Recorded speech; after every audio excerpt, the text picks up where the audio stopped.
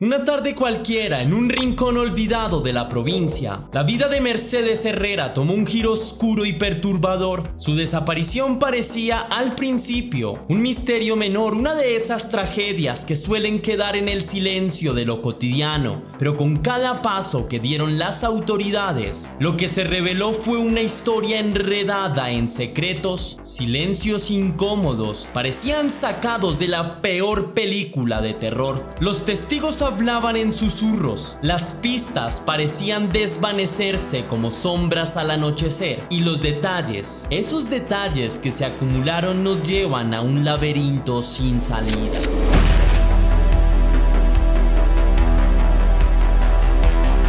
Antes de iniciar, quiero enviar un saludo muy especial y cósmico a dos leyendas: Angélica Ponce, que me escribió gracias. Muchas gracias a ti por tu generoso apoyo. Tu presencia en la comunidad significa mucho para mí y para este proyecto que crece día a día gracias a personas como tú. Te envío un abrazo súper cósmico, mi leyenda, y cuídate mucho. También quiero agradecer a Esteban Cabrera, que me escribió: gracias, leyenda, te mando un abrazo cósmico desde Mexicali, Baja California. Mil gracias por tu increíble donación, realmente me llena de motivos para seguir creando contenido con bastante ímpetu. También me emociona saber que mi contenido lo ven desde allá, así que muchas gracias por ser parte de la comunidad. Tu apoyo es una motivación, así que te envío un fuerte abrazo cósmico, mi leyenda, y desde luego te deseo que tengas una hermosa semana. Ahora sí, la pregunta del día de hoy es: ¿qué es lo más extraño que te ha sucedido este año? Déjame tu respuesta en la caja de comentarios.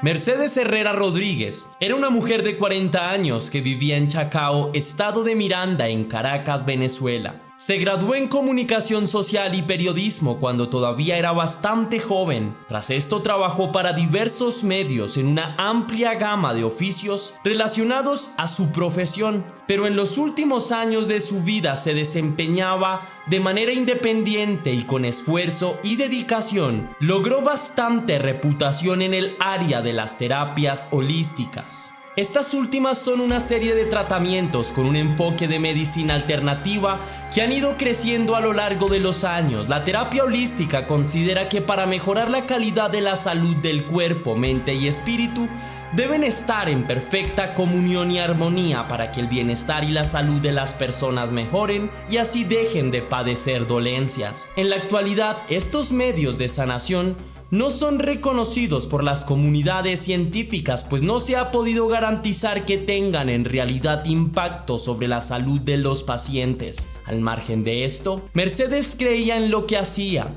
Según testimonios de sus pacientes, les había ayudado de una u otra forma a mejorar su calidad de vida. Dentro de su círculo cercano era considerada como una mujer amable, atenta y con un profundo espíritu de comunidad. Además de por su trabajo, era conocida por ser una asidua deportista. Era común verla en las mañanas salir de su casa para trotar o hacer largas caminatas. Mercedes vivía a escasos metros de la entrada del Parque Nacional El Ávila, donde se encuentra la zona montañosa de Sabas Nieves, una ruta muy frecuentada por runners y por gente que disfruta de las caminatas al aire libre. Debido a esta cercanía, era común ver a Mercedes a lo largo de estas rutas, quien solía trotar allí, si no a diario, con muchísima frecuencia.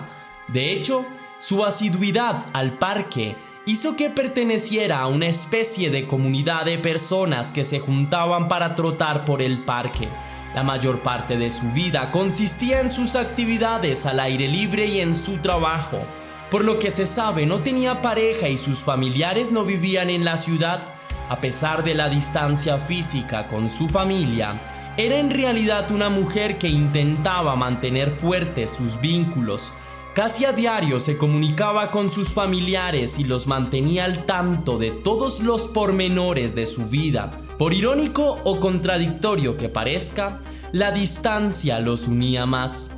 Uno de los pocos familiares que Mercedes tenía cerca era un primo quien vivía en la misma ciudad. Ambos tenían una relación sumamente cercana, aunque su primo no vivía en la misma casa.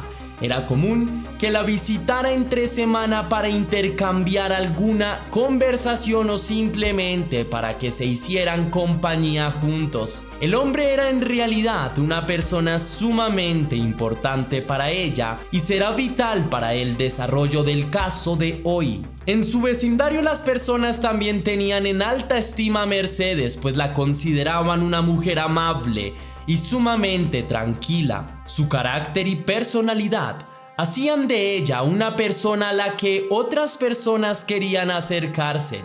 A simple vista su vida irradiaba tranquilidad y era difícil siquiera pensar que una persona como ella tuviera enemigos o alguien que quisiera hacerle daño de algún tipo. Pese a la tranquilidad de su vida y a los vínculos bien cuidados que tenía, Mercedes era una persona un tanto vulnerable. Aunque sus amigos la estimaban e intercambiaban con ella muchos encuentros a la larga, la mayoría del tiempo lo pasaba sola cuando estaba en su casa y eso la hacía un blanco fácil. Aunque esta es la realidad de muchas personas hoy en día, a los ojos de los malhechores esto sin duda ofrece ventajas de método.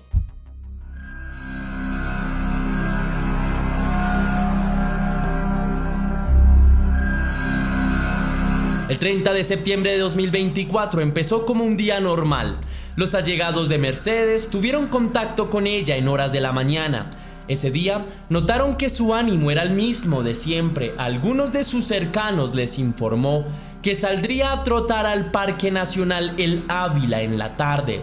La última vez que alguien tuvo información sobre ella o su paradero fue ese día a las 3 de la tarde. En un principio sus allegados pensaron que Mercedes había salido a la hora que había mencionado hacer ejercicio y que había olvidado llevar consigo su celular, aunque esto de por sí era improbable. Era una opción, pues el mundo está lleno de improbabilidades. No obstante, el silencio de Mercedes se postergó durante horas y horas. Amigos y familiares no habían tenido ni una sola noticia de la mujer desde las 3 de la tarde. Esto naturalmente empezó a generar preocupación en su entorno más cercano. La noche también estuvo sumida en un silencio absoluto por parte de ella. Sus familiares intentaron llamarla, le enviaban mensajes pero no habían respuestas. Algunas llamadas y mensajes ni siquiera llegaban a su dispositivo. La incertidumbre era general y esta poco a poco empezó a convertirse en miedo. Todos tenían la sensación de que algo malo podía haberle sucedido. El 1 de octubre, el primo de Mercedes se dirigió a la casa de ella. Puesto a que la relación con ella era sumamente cercana, tenía llaves y sin dudarlo un segundo ingresó al inmueble. Una vez allí, la buscó en su habitación y por distintos lugares de la casa, pero ella no estaba por ningún lado. En cambio, el hombre descubrió que Mercedes había dejado sus papeles, pero notó que por ningún lado estaban sus dos celulares. Uno que utilizaba para el trabajo y otro para comunicarse con sus familiares y amigos. Ante esto, el hombre concluyó que Mercedes había desaparecido en el Parque El Ávila. Inmediatamente el primo se puso en contacto con familiares y amigos y notificó sobre lo que había hallado. En ese momento todo el entorno cercano de Mercedes empezó a moverse. La mañana del 1 de octubre empezaron a aparecer los primeros flyers con la desaparición de la mujer de 40 años. Las pancartas circularon por las calles, pero especialmente por las redes sociales, donde rápidamente la información se viralizó y de repente el rostro de Mercedes inundó la web. Ese mismo día, una persona informó que el celular de Mercedes fue hallado en una parada de autobús en Francisco de Miranda. De inmediato, familiares y amigos empezaron a barajar la hipótesis de que Mercedes podría haber sufrido de algún robo o incluso de un secuestro. Las alarmas estaban encendidas. Al día siguiente, el primo, de quien no ha trascendido el nombre, se movilizó hasta una estación de policía para reportar la desaparición de Mercedes Herrera, de 40 años.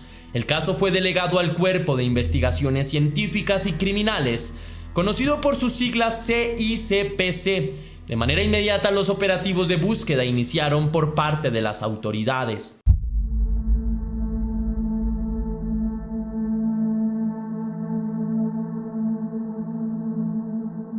El 3 de octubre, las autoridades recibieron una llamada proveniente de vecinos de un barrio ubicado en el municipio de Chacao.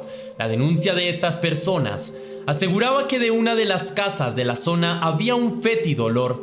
Dicha casa estaba ubicada en la 10ª transversal con la avenida Juan Bamboa. Los residentes creían que al interior del inmueble había un animal o una persona sin vida. La información llegó a las autoridades, quienes ya tenían adelantados los trámites necesarios para movilizarse hasta la casa de Mercedes. Ahí se enteraron de que la vivienda de la cual manaba el nauseabundo olor y de la mujer desaparecida eran la misma. Una señal más de alerta en este caso se encendió. Las autoridades llegaron hasta la vivienda de Mercedes. Una vez allí, los oficiales corroboraron que un nauseabundo olor impregnaba todo el vecindario y que este provenía de aquella casa. Antes de ingresar, las autoridades analizaron todo meticulosamente. Primero se dieron cuenta que no habían señales de ingreso forzado. Las chapas de la puerta estaban en perfectas condiciones, las ventanas también. Una vez dentro, comprobaron que tampoco habían señales de violencia, no se veían manchas de sangre tampoco, objetos rotos o algún otro indicio de que al interior del inmueble se hubiese presentado alguna pelea. Pese a ello, el terrible hedor era inconfundible. Esa era una prueba innegable de que en efecto algo malo había sucedido en la casa. Guiados por la fetidez, los policías subieron hasta una de las habitaciones, que era una especie de cuarto de visitas. Allí la pestilencia era casi insoportable, costaba incluso respirar. Al interior de la habitación descubrieron algo realmente macabro. Mercedes estaba atada de pies y manos, su rostro estaba cubierto por una bolsa y amarrada con diferentes elementos. A simple vista era obvio que la escena del crimen había sido manipulada y que con gran probabilidad la mujer no había muerto en ese sitio, sino que había sido trasladada hasta allí. El cuerpo también se había intentado ocultar con sábanas, cobijas y bolsas. Con la información que habían recogido las autoridades, el crimen se catalogó rápidamente como un hurto. Las primeras investigaciones postularon que alguien cercano a la mujer había cometido el crimen, pues la entrada de quien perpetró el asesinato se había llevado a cabo sin necesidad de forzar las puertas, por lo que cabía esperar que la mujer hubiese dejado ingresar a su victimario voluntariamente, o bien este tuviera llaves para hacerlo. Dentro de esta hipótesis se barajó la posibilidad de que el criminal estuviera dentro de la familia de Mercedes. Sin embargo, el curso de esta investigación no duró mucho tiempo, pues se corroboró que el único familiar de la mujer era su primo, y este tenía una coartada sólida. Las autoridades siguieron armando el rompecabezas para determinar quién o quiénes eran los culpables de este macabro crimen.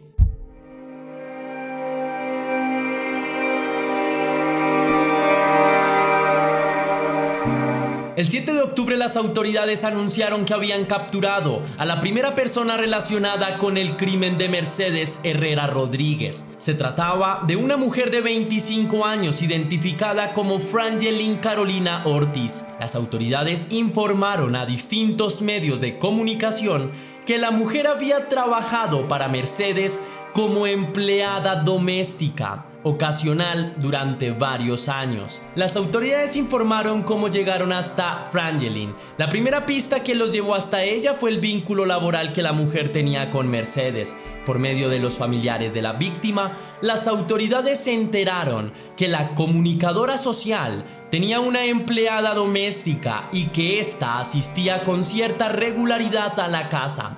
En primer momento, las autoridades la habían señalado como sospechosa, pero el hecho de que la mujer pudiera acceder a la casa con cierta facilidad no era suficiente para que fuera considerada como potencial autora del crimen. Sin embargo, el celular que había sido encontrado en una parada de autobús en la avenida Miranda resultó clave para la investigación, pues este era el celular personal de la víctima y gracias a él se pudo comprobar que el día de su desaparición Mercedes se comunicó con Frangelin para que acudiera a la vivienda e hiciera labores de limpieza.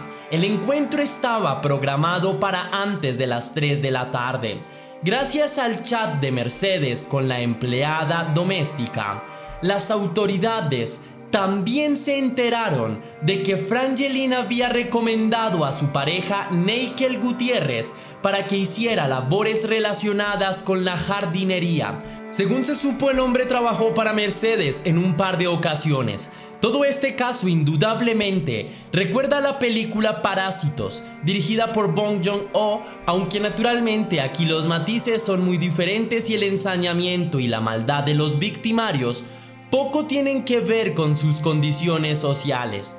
Con estas evidencias, las autoridades ordenaron la captura de la mujer, quien más tarde reconoció que ese día había ido hasta la casa de Mercedes y que más tarde había dejado abierta una puerta de servicio para que su pareja ingresara por ella.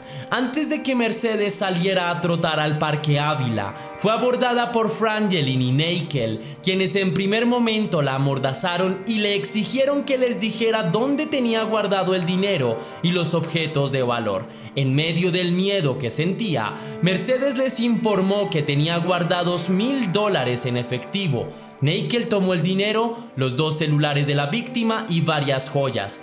Hecho el robo, los 2 criminales se enfrentaron a un difícil asunto. Según Frangelin, su pareja le dijo que Mercedes los conocía y que les había visto el rostro, por lo que muy probablemente los denunciaría ante las autoridades. Así, por mutuo acuerdo, según las autoridades, decidieron que lo mejor sería acabar con la vida de Mercedes.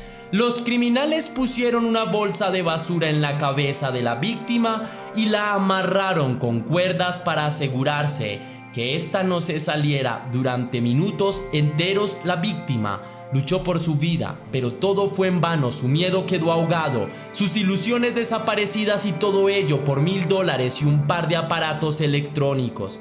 Frangelin y Neikel pusieron valor a la vida de Mercedes. $1,000, una vida no valía más. Tras la captura de Frangelin Carolina Ortiz, las autoridades esperaban que la captura de Neikel fuera cuestión de pocas horas. No obstante, el hombre emprendió la fuga. Por otra parte, las autoridades tienen la firme convicción que el crimen había sido planeado con semanas de antelación, por lo que demuestra premeditación por parte de los 2 criminales. Aún es pronto para hablar de juicios y sentencias, pero se espera que se haga justicia en el caso.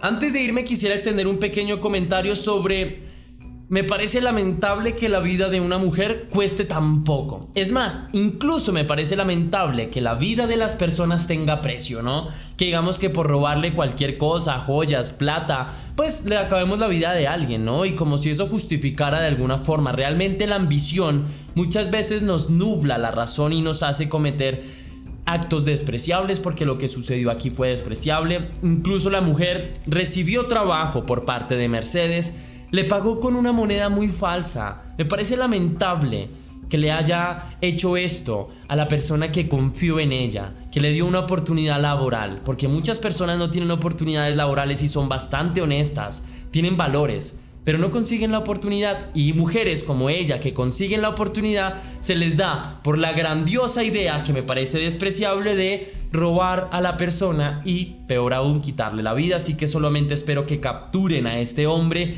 y que le caiga todo el peso de la ley a él y a su pareja, a la mujer, porque lo que hicieron es francamente inaceptable. Triste lo que pasó en este caso. Si te gustó la investigación de este caso, querida leyenda, déjame saber con tu misterioso like. Si quieres y si puedes hacer una pequeña donación para la producción de Test Misterios, estaré enormemente agradecido. Lo puedes hacer de 2 maneras distintas. La primera, con el botón de super gracias, que se ubica allí abajo justo al lado del botón compartir, o también vía PayPal, ya que tienes el link en la descripción y en el comentario fijado. Si lo haces de cualquiera de estas 2 maneras, recibirás un agradecimiento personalizado y un saludo de mi parte para un próximo video. Sin más que añadir por el caso de hoy, mi querida leyenda, recuerda que las dudas te acompañan, que somos misterio y que tú y yo nos veremos en un próximo caso.